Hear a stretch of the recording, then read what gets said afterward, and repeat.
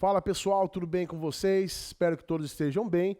Dando continuidade aqui à nossa segunda fase penal para quem vai prestar o exame da OAB, que já venceu a primeira grande barreira e agora só falta chegar e arrebentar na segunda fase penal, né? Tenho certeza que você vai conseguir, é só se esforçar e fazer tudo que você puder para treinar, ok?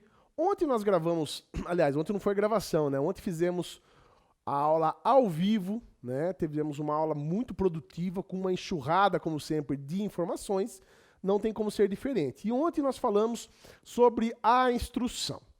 Nós falamos sobre a instrução e dissemos que haverá uma ordem, né, trazida ali no artigo 411 do CPP, na qual serão ouvidas pelo juiz o ofendido, testemunhas de acusação, testemunha de defesa,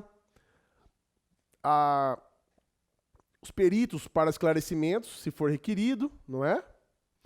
E a cariação, se for o caso.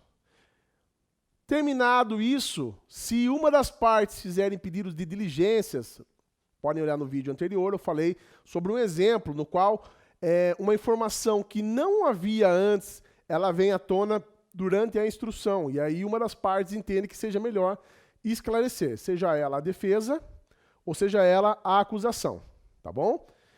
Feito o requerimento de diligências, o juiz poderá deferir e converter o julgamento em diligência. O que significa isso? O juiz ia prolatar a sentença, mas ao invés de julgar, ele vai converter esse julgamento, que seria o próximo passo, em diligência. Ok? Ou o juiz pode indeferir. Se o juiz indeferir ou se ninguém pedir nada, o juiz vai abrir o prazo para os debates orais. 20 minutos, se for o caso, mais 10 para cada uma das partes. O assistente utilizará 10 minutos suplementares ao Ministério Público e, ao final, o juiz poderá fazer duas coisas. E aqui nós entramos na nossa aula de hoje. Duas coisas o juiz poderá fazer. Primeiro, o juiz poderá prolatar a sentença de imediato. Ele ouviu o que o Ministério Público tinha a dizer, ouviu o que a acusação tinha a dizer, ouviu o que a defesa tinha a dizer, mas ele já forma ali a sua convicção e ele faz a prolação da sentença. A rigor, inclusive, poderia ser oral, mas é lógico que na prática nós sabemos que é muito difícil colocar o dispositivo, né, e depois fazer a fundamentação, especialmente se forem vários réus, vários crimes constantes da denúncia, então fica difícil mesmo. Mas, enfim, a lei traz essa previsão do juiz prolatar a sentença na audiência. Ou, então, o juiz chamará os autos à conclusão, ou seja, para que ele aprecie e prolate a sentença em 10 dias. Oscar, eu já faço estágio na área criminal e eu sei que isso não acontece. Sim. Nós já falamos sobre isso, sobre o que nós aprendemos para passar no exame da OAB, aquilo que nós tentamos fazer valer e o que acontece no prazo. Porque, infelizmente, o Poder Judiciário está tão assoberbado que, não raro, esse prazo de 10 dias passa e passa e passa muito além, ok?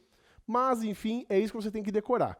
O juiz pode prolatar a sentença na hora ou ele pode prolatar a sentença em 10 dias. Ok. O que eu quero que você entenda? Primeiro, se a sentença for prolatada na audiência, as partes saem intimadas. As partes sairão intimadas. Por quê? Porque o ato está sendo praticado ali na presença das partes. Oscar, mesmo na audiência virtual, sim. Nós temos que entender que nesse novo momento, até o princípio que nós falamos ontem, que é o princípio da identidade física do juiz, ficou ali prejudicado, porque não tem como a gente falar mais em identidade física, sendo que a ideia do texto da lei era justamente fazer com que o juiz tivesse acesso, às provas, ouvisse pessoalmente, fizesse as perguntas, ele pudesse formar a sua convicção, seja ela absolutória, seja ela condenatória, ou seja, em um dos lados, com a aplicação de causa de diminuição de pena, de agravantes, enfim. Concurso de agentes, continuidade delitiva, certo? Muito bem. Se você sair de lá intimado, o prazo já começa a fluir. Preste bem atenção.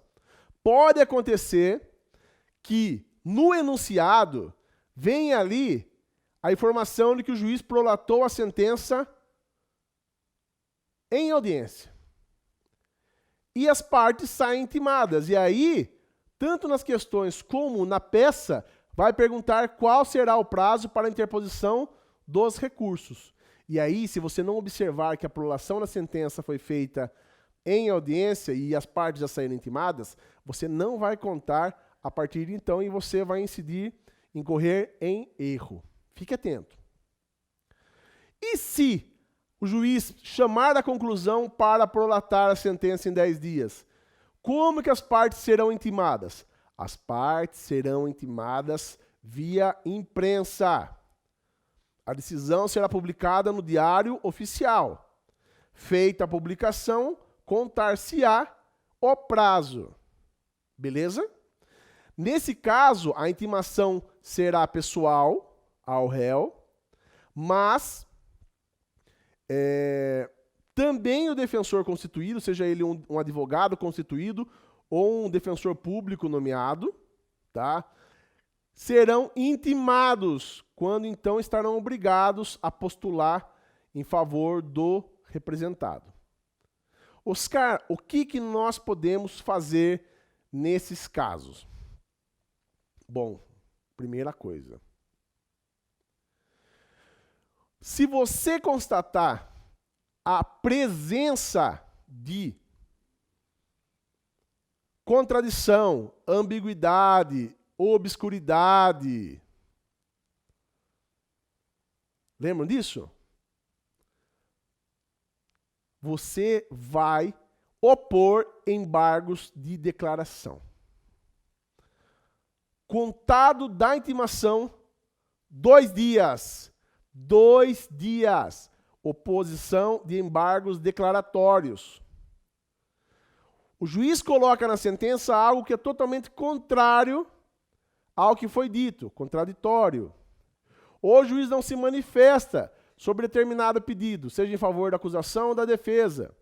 E aí a parte interessada vai fazer a oposição dos embargos. Correto? E se o prazo for no GCRIM? Oscar, mas nós estamos falando aqui de procedimento ordinário. Eu sei, mas eu tenho que falar com você sobre o prazo do GCRIM, porque isso é traiçoeiro.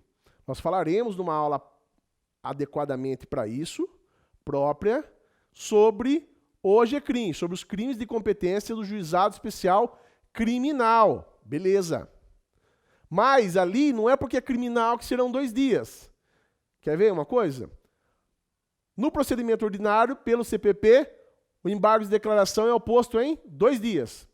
E no GCRIM, se for crime de competência do GCRIM, Lei 9.099 de 95, o que vai acontecer? O prazo será de 5 dias. 5 dias. 5 dias.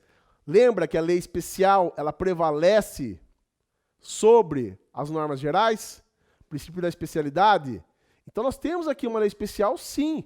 A Lei 9.099 de 95 é uma legislação extravagante. E ali deve prevalecer. Então, se lá fala do prazo de 5 dias, então, nesse caso, não confunda. Oscar, como que eu vou identificar no caso? Bom, primeiro, que se for GCRIM, já não cai no procedimento ordinário. Né? O procedimento, ele será sumário. Sumaríssimo, aliás. Será procedimento sumaríssimo. Nesse caso, você já esquece tudo que nós falamos aqui. Mas o principal, você vai se atentar à pena máxima combinada ao crime. Se for de 2 ou menos, 2 anos ou menos de 2 anos, competência do GCRIM. E aí, competência do GCRIM fica sob a égide da Lei 9.099 de 95. Beleza? Então, só para você lembrar, no que nós estamos falando, 2 dias. Se for GCRIM, 5. É uma pegadinha antiga, muita gente cai, beleza? O juiz pode receber os embargos, mas não acolher os embargos. Recebo os embargos, mas deixo de acolher, porque eu entendo que não tem contradição nenhuma. A matéria que está sendo trazida aqui em embargo se confunde com o mérito, e se for mérito, deve ser discutido em sede recursal, apelação. Entendeu? Então, veja, o juiz pode receber e acolher, e aí o juiz fala, de fato, houve uma ambiguidade aqui, eu quero esclarecer. Eu quero esclarecer uma contradição, uma obscuridade. Entendeu? Pode ser que sim, ou pode ser que ele fale, não, eu recebo, mas deixo de acolher. Nesse caso, enquanto o juiz não decidir, porque veja, acabamos de falar, sai a sentença, beleza. Intimadas as partes, seja a intimação feita presencialmente porque foi prolatada em sentença, ou seja, porque foi publicada no Diário Oficial, começa a correr o prazo para recurso, lembra? Apelação. E aí, se você opõe embargos de declaração, o prazo suspende ou o prazo interrompe? O prazo suspende ou o prazo interrompe? O prazo interrompe. Não é suspensão, existe uma interrupção. Interrupção no prazo. Fique bem atento a isso, beleza? E aí o prazo começa a contar a partir da decisão que for publicada com relação aos embargos. Publicou que decidiu dos embargos, você já começa a pensar no recurso, beleza? Ok. Outra coisa. Feita ali a oposição de embargos e voltando a contar o prazo, ou mesmo que você não tenha feito a oposição de embargos, você olha e fala, não, para mim, ok, eu vou recorrer da sentença, mas para mim não tem nada a ser esclarecido e não vou opor embargos. Independente disso, qual que é o recurso cabível? Recurso de apelação. E nós falaremos isso numa aula falando somente dos recursos. Somente dos recursos. Eu quero trazer aqui para você algumas peculiaridades, alguns detalhes dessa fase, desse momento, que pega não somente você que está prestando o exame da OAB, mas pega muitos e muitos e muitos advogados que atuam no direito criminal, tá certo? Primeira coisa. Suponhamos, e eu já vi, volto a dizer, trabalhei por 3 anos num grande curso preparatório, justamente na segunda fase penal, um grande curso desse país, eu corrigia exercícios do país todo, de alunos do Maranhão,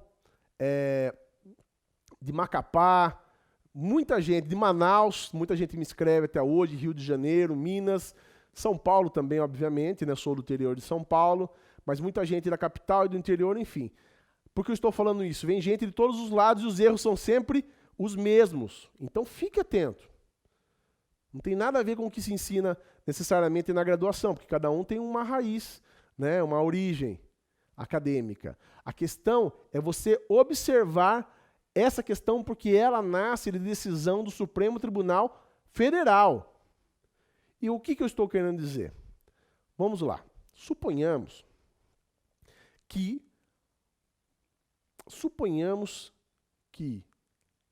o prazo começa a contar para apelação. O prazo na apelação criminal é diferente do cível. Pelo amor de Deus, não confunda isso. Isso é uma coisa muito comum.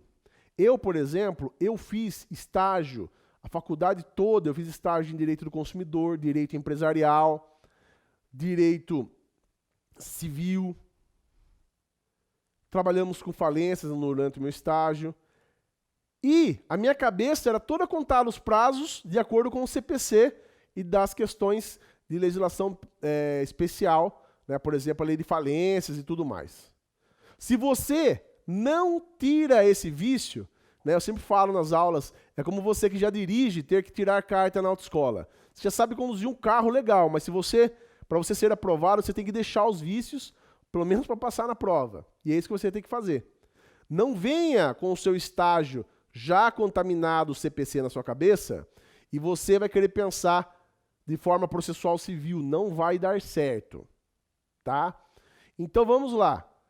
Na apelação civil, lá, fora do que a gente está vendo aqui, o prazo é contado e quando apresentada o recurso, é feita a interposição e junto você já apresenta o quê? As razões de recurso, não é? Não é isso que você faz? Você vai ter uma folha de rosto falando, vem respeitosamente a presença de Vossa Excelência, interpor recurso de apelação, requerendo que o recurso seja recebido e aberta para contra as razões, sejam depois os autos remetidos ao Tribunal de Justiça ou ao TRF, se for a competência. Não é isso? Muito bem. No criminal, isso é dividido em duas partes. Como assim? Serão 5 dias para a interposição do recurso e depois de recebido o recurso, 8 dias para a apresentação das razões recursais. Os caras, isso é estranho, eu sei, mas é isso que determina a lei, o CPP. Primeiro fala que quer recorrer, aí o juiz recorre. Oscar, então quer dizer que eu vou fazer uma coisa simples, uma petição simples? Sim. Na prática, sim. Na prática, sim. Você simplesmente vai fazer uma petição de uma lauda falando que você não se conforma com a sentença e vai recorrer, ponto. O juiz recebe e abre prazo para você fazer em 8 dias as razões recursais. Beleza. Mas na prova você não vai poder separar em duas partes. Você não vai ter essa chance. Então entenda. Primeiro, são duas partes mesmo. Se você fez estágio em civil, nunca viu na prática, está viciado, não estranhe. São duas petições, uma de interposição e outra de razões de recurso. Razões de apelação. Tá certo? Mas se cair apelação na segunda fase, você falar, opa, é apelação, a peça. Não faça somente uma petição, pelo amor de Deus. Tá? Eu já vi casos da pessoa simplesmente falar, Oscar, mas não era interposição? Eu sei, mas no caso da OAB você tem que apresentar já as duas, assim, ainda que assim não seja na prática. Então, veja, 5 dias e 8, 5 e 8, 5 e 8. 5 dias para interpor, 8 para arrazoar. Beleza? Muito bem. Outra questão importante que você deve observar.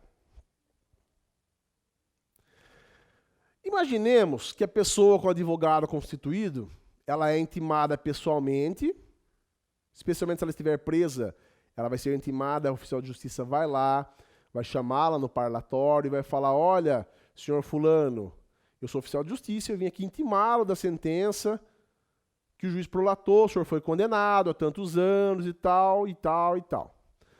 O senhor vai assinar aqui que o senhor está intimado, que o senhor está ciente, e o senhor vai falar, o senhor quer recorrer? Quero. Então o senhor assina um X aqui, quero recorrer, e assina. Assinar um X e assina. Assinar o X não, eu errei. Assinalar, você assinala o X em quero recorrer e você assina. É chamado de termo de recurso. Não é apelação propriamente dita, porque não é um recurso formalmente nos termos do CPP. Mas é a manifestação pessoal do réu falando, eu quero recorrer. Agora imagine a situação, e isso já caiu em questões, volto a dizer. Suponhamos que o enunciado traga a situação de que houve a interposição, aliás, houve a manifestação do réu falando, estou condenado e eu quero recorrer, e o advogado come bola, passou 5 dias, perdeu. Lembrando que a interposição ela é preclusiva, é prazo processual. Diferente das razões. Então, vamos lá. O preso, quero recorrer. O advogado dormiu no ponto. Prevalece a interposição com o termo de recurso do preso ou prevalece a bobeada que o advogado deu? Bom, vamos lá. Como o direito penal, ele trabalha com direitos individuais, prevalece o entendimento, por ser de matéria de ordem pública, de que o que melhor beneficiar o réu deve ser acolhido, Se o réu assinou que quer recorrer e o advogado comeu bola, pisou na bola, o juiz deverá receber o recurso? Sim. Se cair na sua questão ou na sua peça, pode colocar que sim. Que mesmo o advogado tendo comido bola no prazo, o réu tendo escrito lá que ele quer recorrer, ok. Vai recorrer.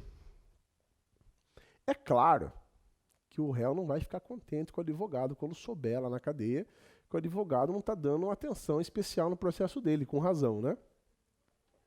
Mas é outra questão. Então, vamos lá. O advogado come bola, o réu recorre. Prevalece o que for melhor para o réu. Lembre sempre disso. Do contrário, o réu assinou que não quer recorrer e o advogado fala, como não? Eu estou constituído nos autos, eu sei o que é melhor para você. Vou recorrer. Qual que o juiz vai receber? Mesmo o réu falando que não. Mesmo assim o juiz recebe. Oscar, mas o réu falou que não. Mas aí nesse caso, como prejudica ele não sabe o que ele está fazendo. E o advogado está constituído nos autos com procuração, dando-lhe poderes, inclusive, para interpor recurso, não é? Não é assim que vem na procuração ad judice? Então o juiz fala, você não sabe o que está fazendo. A lei optou por falar, não, réu, se você recorrer, você sabe o que está fazendo. Se você não quiser recorrer, e o advogado seu, que está constituído por você mesmo, não quiser, ok. Entenderam? Em qual situação eu vou ficar? Sempre que favorecer o réu. De um lado ou de outro. Se o réu comeu bola e o advogado foi ok, ou se o advogado comeu bola e o réu foi ok. Sempre que for melhor para o condenado. Beleza? Muito bem. Então, se na questão aparecer algo desse tipo, o juiz deve receber o recurso sim, e então abrir-se-á prazo para as razões de apelação. Uma última coisa. As razões recursais, a razão de apelação, ela vai trazer ali toda a matéria. Lembra do efeito devolutivo? Ou seja, a apelação, o recurso, né, quando é no efeito devolutivo, significa que você está devolvendo a matéria para reapreciação. Em homenagem ao duplo grau de jurisdição, né? É lícito ao litigante que não se conformar com a decisão de primeiro grau, que ele pegue tudo que ele brigou na primeira instância e traga ao tribunal agora ao órgão colegiado. O juiz singular, o juiz da vara criminal decidiu, a pessoa usa dos seus meios recursais e fala, eu vou recorrer, mas agora vai para o tribunal competente e lá serão 3 desembargadores. E ali vai ser por votação. Por isso que às vezes sai votação unânime ou a votação não unânime, que vai abrir para outro tipo de recurso que nós veremos numa aula só sobre os recursos. Beleza? Bom, pessoal, isso é o que eu gostaria de ter visto com vocês hoje. Esses macetes, além de ajudá-los na prática da advocacia criminal, ele também vai ajudar você, porque não foram poucas as vezes que eu vi exigências desse tipo nos exercícios e muitas pessoas vão no texto da lei. Ah, perdeu o prazo? Não é esse mais o entendimento. O entendimento é que tudo aquilo que for benéfico ao réu deve prevalecer, ainda que ele coma a bola e o advogado faça o correto, então o advogado vai saber o que é melhor para ele. Beleza? Hoje nós vamos encerrar por aqui. Essa é a parte que encerra o procedimento ordinário. Nós vamos falar nas próximas aulas sobre os outros procedimentos, sumário, sumaríssimo e, principalmente, procedimento do júri. Procedimento do júri é um procedimento especial somente para os crimes dolosos contra a vida. Tem previsão constitucional e o dispositivo todo no Código de Processo Penal. Beleza? Bom, se você já está nos acompanhando, você já sabe, nós temos o Instagram. Se você apontar aqui para o QR Code no canto da tela, o seu celular, vai abrir a nossa página do Instagram da Oscar Cursos e Treinamentos. E eu quero que você nos siga, compartilhe com os amigos sempre, tá? A gente está sempre colocando dicas, fazendo lives. Você pode falar diretamente comigo, caso você queira um acesso, tirar alguma dúvida ou fazer algum elogio, alguma crítica. Estamos de portas abertas a todos vocês. E também, volto a dizer, vai lá no meu canal do YouTube, Oscar Cursos e Treinamentos, se inscreve, dá um like, ativa o sininho das notificações e ajude a divulgar esse trabalho. Nós estamos fazendo uma segunda fase penal totalmente gratuita. tá certo? Isso é totalmente inusitado no mercado, estamos fazendo em tempo real, faremos simulados, faremos salas de atendimento pelo Google Meeting e você poderá falar diretamente comigo e com o professor Gustavo Polido, que gravará as aulas de legislação penal especial na próxima semana, beleza? Fiquem com Deus, espero que dê tudo certo. Valeu!